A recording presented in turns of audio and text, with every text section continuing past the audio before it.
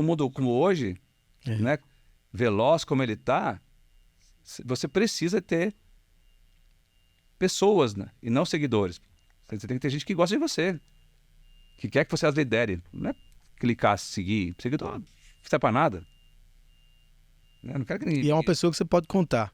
Eu não quero que ninguém me diga que eu sou meu seguidor. Eu quero que o cara veja meu material lá no LinkedIn e comente. Fale, você está errado. Tá bosta, tá falando. Ou falar assim, mas fora isso tem mais isso. Eu gosto do pós-publicação. Das ideias, que é isso que faz a gente crescer e desse fórum. E assim. para os outros caminhos, né? Eu até combato um pouco assim, pô, parabéns. Vamos tentar falar mais um pouco? Né? Porque uma coisa que eu não quero ser dono da verdade, eu quero ser uma forma, né, de expandir, né, uma coisa bem de mecanismo de você levar a discussão para algum lugar compreensível, né? Você vê, a gente fala aqui do negócio, você vai lá ler uma sentença de um ministro do STF, se você entende um terço do que eles falam. Um terço que eles falam. E vai dois terços você não entende. Mas sabe, é uma coisa da função, a prerrogativa do cargo, mas ninguém entende o que os caras estão falando. E tem que ser assim rebuscado? Não deveria ser. Quem tem que entender a lei, a decisão, é a gente. Já que tá julgando a vida, né? Exato. Aí o cara tira uma puta de um monte de palavras que você não tem a menor ideia do que serve. O cara, eu tô condenado ou eu tô... Pô, será que foi bom ou foi ruim? E é assim, você vai... É cultural você ouvir o ministro dando um voto. É cultural. Você fala, desculpa. Afinal, ele votou o quê? E escrito é pior ainda, eu acho. Aí tem que chamar outro cara que vai, né? Interpretar. Sabe entender para explicar de uma forma que dá para ser original. Né? Isso a sociedade perde muito, né? Porque a gente deixa de se conectar com nossos nossos direitos e os nossos limites. Se eu não entendo o que o cara que faz a lei fala, como é que eu vou saber até onde eu posso ir? Essa, de um cargo que o cara sabe que ele tá lá e que ele não tem... Não é só desse cargo, quase qualquer coisa, né? Pessoas estão colocadas num lugar que eles são seguros que aquele lugar é dele, não importa. Um professor de universidade pública, por exemplo.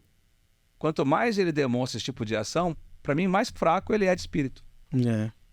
Porque ele precisa demonstrar superioridade, demonstrar... É como aquele professor que fala tão difícil, eu não entendo nada do que ele fala, né? Professor de universidade. E você fala assim, para estar aqui eu tenho que ser assim. Então não tem nada, não. Tem nada. Quem que é o paraninfo das formaturas? Sempre é o professor bobão, bananão, que brinca, que toma uma cerveja junto, que fala as linguagens. Ninguém quer o mega intelectual, né? O cara quer o cara que tá junto. Por isso que Jesus falava sempre em parábolas. Porque ele era Deus, mesmo tempo homem, mas ele se colocava num nível bem junto dos homens, né? Para que os homens entendessem a palavra de Deus. Igual, né? No máximo igual. No máximo igual. No máximo igual. Tá aí, para quem quiser. A lição até hoje, né? Você quer ver o caderno para você aprender, é só você ler a Bíblia aí. Eu li muito salmo, né? Assim, né? Mas eu não tenho assim também. Como eu não tenho hábito de leitura, eu não fiquei lendo, né, as passagens, nada assim. Não é uma coisa que eu... Independente de religião, se qualquer ser humano cumprir o que está no Salmo 1, você vai prosperar pra caramba na vida. E lá tem uma receita de sucesso, que é bem-aventurado aquele que não anda segundo o conselho dos ímpios, que é a pessoa ruim. Não se detém no caminho dos pecadores, nem se assenta com quem não presta. A rosa dos escarnecedores. Tá tudo aí. Tá tudo aí. Esse salmo é um salmo muito bom. Tá tudo aí. Há mais de 2000 anos a cartilha tá pronta. Né? E não dá errado. Não dá errado. Outro assunto que eu queria puxar aqui nessa reta final é que você também passou por um processo aí disruptivo de liderar e criar uma empresa familiar com um amigo, que isso é difícil também, você ser sócio de um amigo, isso é coisa que é coisa mais difícil do mundo. E depois você passou um processo aí de se juntar com um gigante, né? Sim. Que hoje a Truckvan, queria que você falasse um pouco desse momento que entrou um novo stakeholder, um novo player, né? Sim. Um dos maiores grupos do Brasil, né? JSL, né? A JSL a holding é a Simpar, né? É a Simpar, né? Onde está a JSL, está a Movida e a nossa Simpar, então, é a Vamos. É a Vamos, né? Vamos então, se você puder explicar aqui para a audiência como foi esse movimento da Truckvan em direção a Vamos e o que é que isso mudou em termos de gestão, de processos e para onde vocês vão agora? Assim, a gente a gente sempre discutiu isso lá internamente, que uma empresa familiar ela é sempre ela sempre tem vulnerabilidades, né? E quando você começa a ficar muito longevo, também aumenta o risco, né? Que são mais cabeças, mais pessoas. Isso é uma situação que tem que ser muito bem gerenciável, né? Por filhos e que vão vindo herdeiros e tudo mais. Então, eu sempre discuti isso com o Flávio, né? Também com a gente em casa, a família, que a gente tinha um limite para ficar nesse formato, mas que nós precisaríamos ter uma terceira cadeira para virar essa chave e tirar esse risco, né? Tanto que o nosso acordo de sócios proibia que o meu neto trabalhasse na Truckvan, por exemplo. O Flávio também. Então, a última geração da família que ia trabalhar lá são nossos filhos, como estão lá. O filho do Flávio, Rafael, é nosso VP industrial, e o meu filho neto é o VP administrativo fiscal financeiro, né? Eu não tenho mais CFO, ele absorveu essa função também. Depois deles, ninguém, por estatuto, né? Para evitar que isso acontecesse. Isso é pré-M&A, tá? Então já foi uma vacina que a gente estava tentando aplicar para a gente não cair nesse problema. E aí você chega num ponto de sustentação, né? Uma empresa média, né? Gerida com dificuldade por 2 empreendedores, né? Sem patrimônios, sem coisas assim importantes para poder dar saltos, né?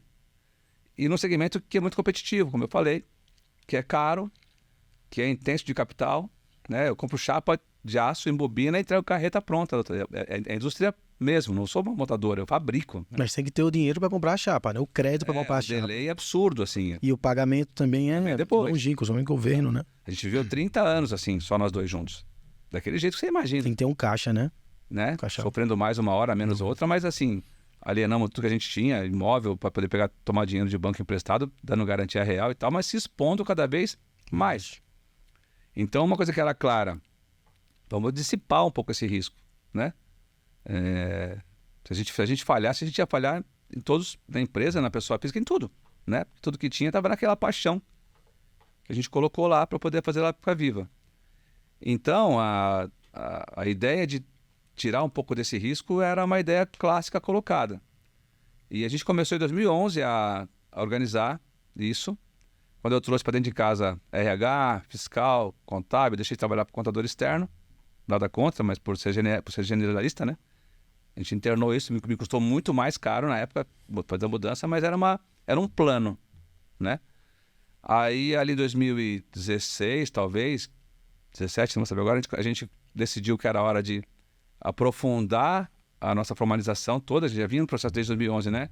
De ajustar a empresa, colocar ela num padrão de governança necessário, mínimo pelo menos, né? E aí a gente começa a fazer auditoria externa, né? E a gente foi logo, sim, porque era o que o mercado ia querer lá na frente. Então fizemos 3 anos, acho que... Foram saltos de gestão, foi upscalings de... Fizemos 3 anos de Ernst Young, que você sabe que é da tua área, né? Era coisa cara pro nosso tamanho. Cara. Fizemos 3 disso, ou 4, não sei agora, acho que 4, 3 ou 4. Fizemos depois o turnover para Deloitte, tão cara quanto. E fomos corrigindo a empresa a partir dos apontamentos que esses caras faziam pra gente anualmente nos relatórios. E preparando a noiva lá, né? Arrumando a casa.